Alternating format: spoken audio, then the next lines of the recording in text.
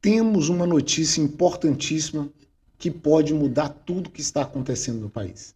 Estou falando das medidas anticonstitucionais de um certo ministro. O caso envolvendo aí os empresários que foram vítimas, né, de ações ilegais por ordem do ministro Alexandre de Moraes está se avolumando e toma proporções perigosas.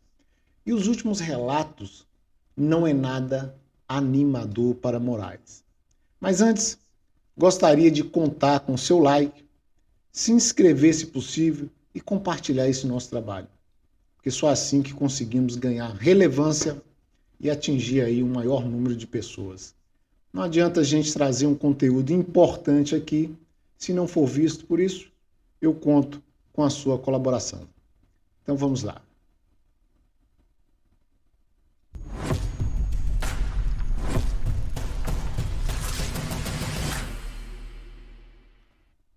E aí descobrimos então que o pedido da operação contra os empresários veio do senador Randolfo Rodrigues, o que complica ainda mais a posição aí do ministro Alexandre de Moraes. Olha aí para vocês verem aí na tela, a PF não pediu quebra de sigilo bancário e bloqueio de contas de empresários bolsonaristas, como chama aí a grande imprensa, a todos aqueles que apoiam o presidente Jair Bolsonaro. Alexandre atendeu a pedido de Randolph. Conta aí o Estadão pra gente. É um veículo verificadíssimo, né? Fala só verdade. Então tá aí. O Estadão trouxe essa verdade pra gente. E eu não me lembro de nenhuma nomeação do Randolph Rodrigues para a Procuradoria-Geral da República. Pelo que sei, o Augusto Aras ainda é o PGR. E isso está parecendo mais uma coisa de amadores. Uma conspiração barata contra um governo. Sendo assim, esperamos do ministro Moraes a explicação de mais essa manobra aí desastrosa para sair fora da PGR, que detém aí a exclusividade para propor investigação e dar parecer quanto a operações do STF. Se já estava difícil o enquadramento legal, com a Polícia Federal fazendo um pedido, né? Agora, com essa novidade, vamos ver como é que vai ser. E agora, se for mesmo confirmado que o interessado é quem apresentou o pedido foi a campanha do Lula, o seu coordenador, e não a PF. O que não estaria correto, como eu disse, mas se realmente a PF recebeu ordem do ministro sem ter pedido, sem ter encaminhado essa denúncia, é uma boa prova para enquadramento em abuso de poder, usurpação de função pública e conspiração. Se os demais ministros do STF corroborarem aí com essas medidas, como já estavam fazendo diante de todas as medidas inconstitucionais do Alexandre de Moraes, eles então estarão também assinando aí uma confissão de coautoria. A Band fez um editorial condenando a ação do ministro Alexandre de Moraes. E fizeram uma pergunta, abre aspas. Onde estão as provas? Por que troca de mensagens, apenas opiniões, sem ação, ainda que sejam contra a democracia ou mesmo em defesa de golpe, ideia de combatermos e abominarmos, não configuram crimes. Estão longe de fundamentar aquela operação policial. E vou acrescentar, fecha aspas aí, e vou acrescentar. Em grupo de WhatsApp privado, um grupo de WhatsApp privado. Não foi nada divulgado, mas sim alguém que fez a caridade de se infiltrar nesse grupo para divulgar essa mensagem. Então, a emissora do telejornal trouxe aí o editorial da Band. E disse mais, abre aspas, sem provas claras e contundentes, Alexandre de Moraes desempenha nesse episódio mais o papel de mandante aí, fora da lei e da Constituição, do que de ministro que deveria zelar por essa mesma lei, por essa mesma Constituição, concluiu então o âncora da Band. Mas vamos ouvir exatamente o que esse âncora falou para a gente ter uma noção de onde é que o Alexandre de Moraes, ou para onde é que ele está tentando ir. Vamos então ouvir.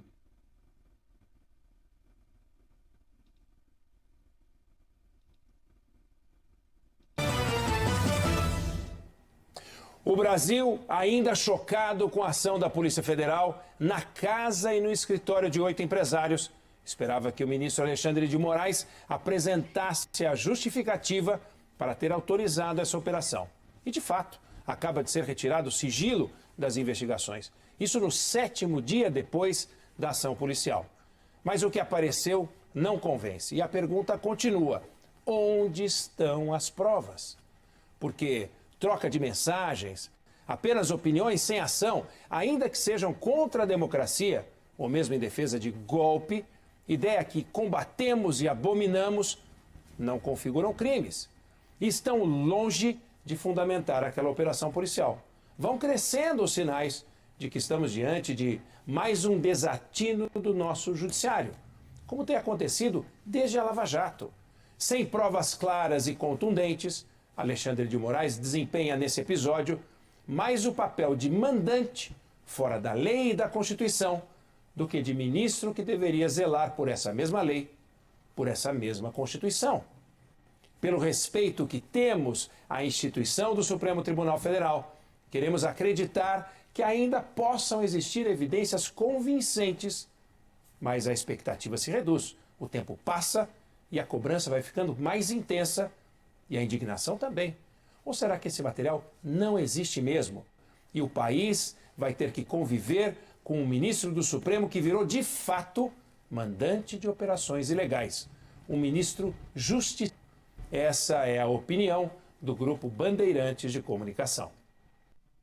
E é exatamente isso aí que a gente espera da mídia brasileira, da imprensa brasileira, em defesa da lei, em defesa da Constituição, das coisas certas, e não defender um lado político. E o que está sendo feito hoje pela imprensa, exceto aí o que a Band já destacou, é defendendo uma política nefasta. Independente se essa política é para passar por cima da lei.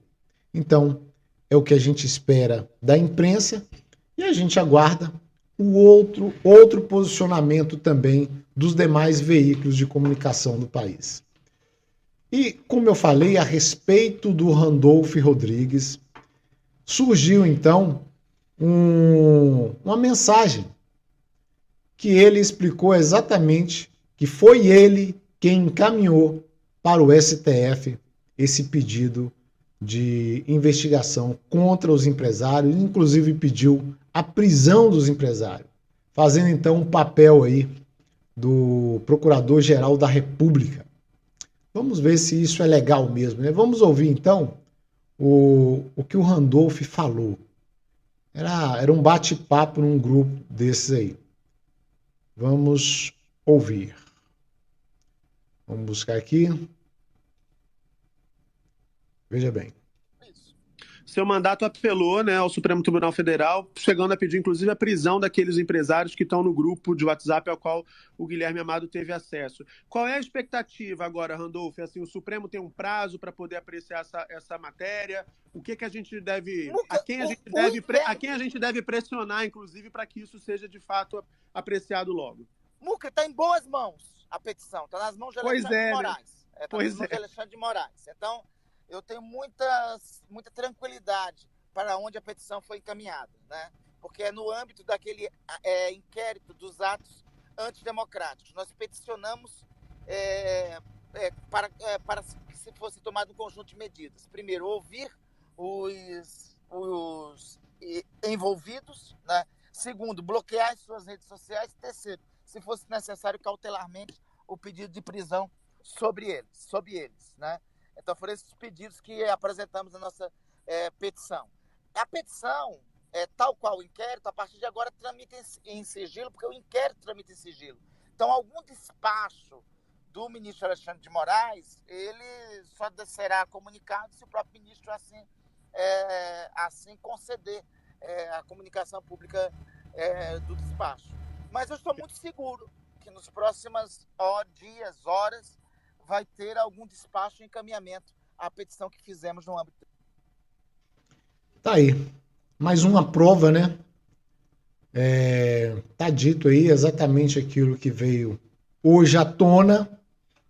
Quem fez o pedido foi o Randolph Rodrigues. Não foi a PGR, nem foi a Polícia Federal. Simplesmente o magnífico Alexandre de Moraes assumiu todas as ocupações aí para fazer essa operação. Só faltou ele ir lá no local fazer as operações que a Polícia Federal fez. E para encerrar,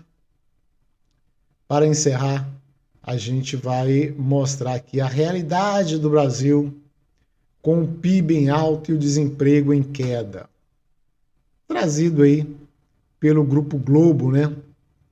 Que disse tudo o que está acontecendo de bom no Brasil, aí veio com mas, né? Com mas para colocar ou diminuir aí o que o governo tem feito de bom e o que tem aparecido de bom aí para o Brasil, melhorar as condições do brasileiro. Então vamos ouvir aqui o Grupo Globo, aí a Globo News, né? Vamos ouvir. Agora de manhã, o desemprego no Brasil caiu para 9,1% no trimestre encerrado em julho. São quase 10 milhões de brasileiros desocupados, o menor nível desde janeiro de 2016. Esses são os números mostrados aí na PNAD do IBGE, números divulgados agora há pouco. Mariana Queiroz está chegando para contar tudo para a gente, né, Mari? Bom dia. Bom dia, Camila. Prazer estar falando com você. Bom estar aqui também no Conexão, ainda mais trazendo notícia positiva em relação aos dados do desemprego, divulgados agora há pouco pelo IBGE. A gente tem, então, a taxa de desemprego com esse recuo de 9,1 nesse trimestre de maio a julho. A gente separou uma primeira tela justamente para mostrar alguns desses dados. Importante a gente falar que é o menor índice da série desde o trimestre encerrado em dezembro de 2015. Então, a gente teve recuo em relação ao trimestre anterior e recuo também se a gente compara com o mesmo período do ano passado. Mas é importante também a gente falar que mesmo assim nós temos ainda uma população desocupada, ou seja, sem trabalhar, muito alta, 9,9 milhões de pessoas. Mas esse é o menor nível desde o trimestre encerrado em janeiro de 2016. Para a gente continuar ainda decifrando um pouco esses números, a gente vai para uma segunda tela agora falando das pessoas ocupadas. A gente tem 98 milhões e 700 mil pessoas, isso é um recorde da série iniciada em 2012, com alta de 2,2%. Esses são alguns dos dados divulgados agora há pouco pelo IBGE e que, segundo os economistas, vieram ali dentro do esperado. Mais importante também a gente fazer alguns destaques, por exemplo, taxa de informalidade sempre muito alta no país. Agora a gente tem essa taxa de informalidade com 39,8% da população ocupada. Teve uma pequena queda, se a gente olha para os dados anteriores, por exemplo, no trimestre anterior estava em 40,1, então é uma pequena queda. A gente também pode falar aqui do rendimento real do brasileiro, que a gente teve um crescimento de 2,9, massa de rendimento real a gente está em 260 bilhões, crescimento de 5,3 se a gente compara com o trimestre anterior. Eu conversei agora há pouco com o Fernando Agra, ele que é economista da Universidade Federal de Juiz de Fora, e ele analisou um pouco os dados para a gente. O que ele disse é o seguinte: veio sim dentro do esperado, principalmente por conta de dois motivos. A gente teve a abertura da economia.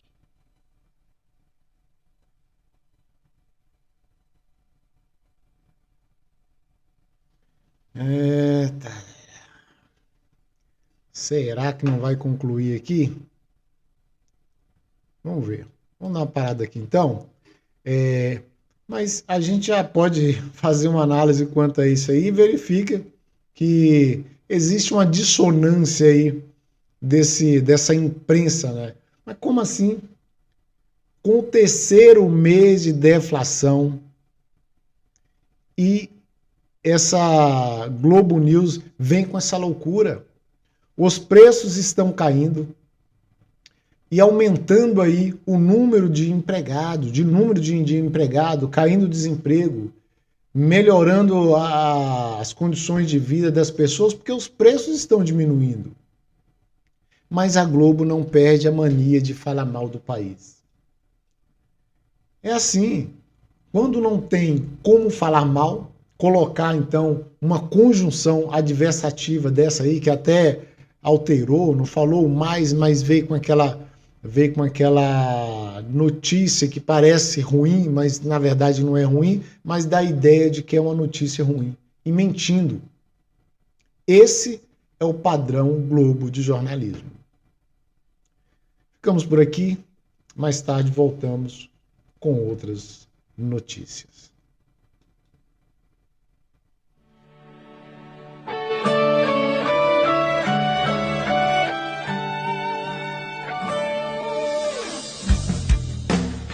Alô Brasil, é o capitão do povo que vai vencer de novo. Ele é de Deus, você pode confiar. Defende a família e não vai te enganar. É o capitão do povo que vai vencer de novo. Igual a ele nunca existiu. É a salvação do nosso Brasil. No mito eu boto fé. É ele quem defende a nação e tem nossa bandeira no seu coração. Ele está em nossas mãos. Temos a chance de novo de cuidar do nosso povo e gritar: Brasil acima de tudo e Deus acima de todos. É o capitão